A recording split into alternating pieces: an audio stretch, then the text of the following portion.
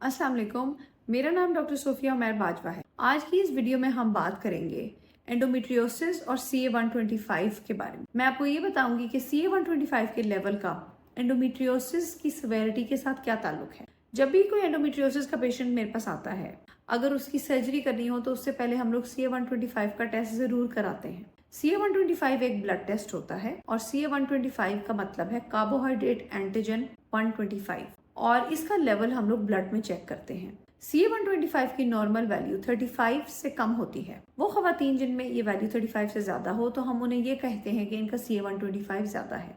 CA-125 body में बहुत सारी कंडीशंस में ज्यादा होता है। ऐसी कोई भी कंडीशन जो बॉडी की जो अंदर की लाइनिंग है, जो पेट वाले हिस्से की इंटरनल लाइनिंग है, उसको पेरिटोनियम कहते हैं। ऐसी कोई भी कंडीशन जिसमें ये लाइनिंग इरिटेट हो, यानी कि ये लाइनिंग किसी चीज के साथ हरकत खाए, किसी चीज के साथ इसकी सोजिश हो, ये लाइनिंग की इरिटेशन हो, तो CA-125 ज्यादा हो जाता है। कॉमन कंडीशन जिसमें CA-125 ज्यादा होता है, इसमें नंबर 1 पर है इन्फेक्शन। पेट के हिस्से में कोई भी इन्फेक्शन हो, उसकी वजह से CA-125 ज्यादा हो जाता है।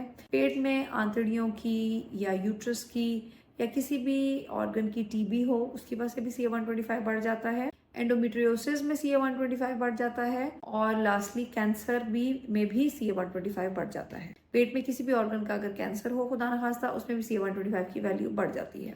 आज मैं इस वीडियो के जरिए आपको ये बताऊंगी कि एंडोमेट्रियोसिस के पेशेंट में खसूसन CA-125 क्यों बढ़ता है और उसकी क्या इंपॉर्टेंस होती है। एंडोमेट्रियोसिस, जैसे कि मैंने अपनी बहुत सारी वीडियोस में बताया, एंडोमेट्रियोसिस एक ऐसा मसला है जिसमें यूट्रस का साइज नॉर्मल से बढ़ जाता है, जिसको एडिनोमायोसिस कहते हैं। उसके अलावा ओवरीज में चॉकलेट सिस्ट बन जाती हैं, ओवरीज बड़ी हो जाती हैं और वो पेरिटोनियम यानी कि जो बॉडी की इंटरनल लाइनिंग होती है उसके साथ चिपक जाती हैं। उसके अलावा ट्यूब्स के अराउंड भी एंडोमेट्रियोटिक स्पॉट्स बन जाते हैं, जिसकी वजह से ट्यूब स्वेल हो जाती हैं।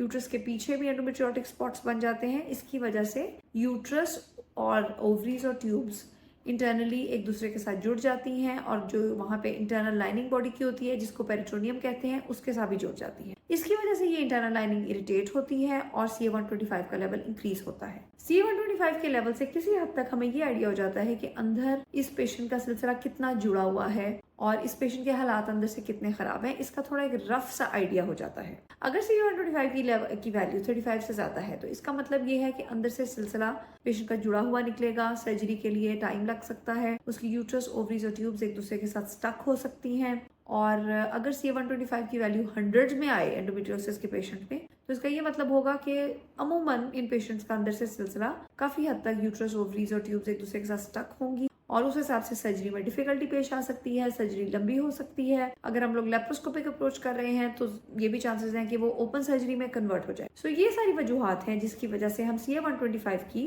वैल्यू एंडोमेट्रियोसिस की सर्जरी से पहले कराते हैं, क्योंकि इससे किसी हद तक हमें ये आइडिया मिल जाता है कि अंदर फीमेल के क्या हालात हैं और उसकी सर्जरी कितनी टेक्निकली डिफिकल्ट हो सकती है, कितनी चैलेंजिंग हो सकती है, कितनी प्रोलॉन्ग्ड हो सकती है और क्या ये सर्जरी लेप्रोस्कोपिकली मुकम्मल हो जाएगी या ये भी हो सकता है कि ये बड़े ऑपरेशन यानी कि लेप्रोटमी में कन्वर्ट हो जाए। सो इस चीज का एक रफ आइडिया जो है CA-125 हमें देता है। अगर आपका CA-125 हाई आया है तो इसका हरगिज ये मतलब नहीं है कि आपको सिर्फ कैंसर ही हो सकता है।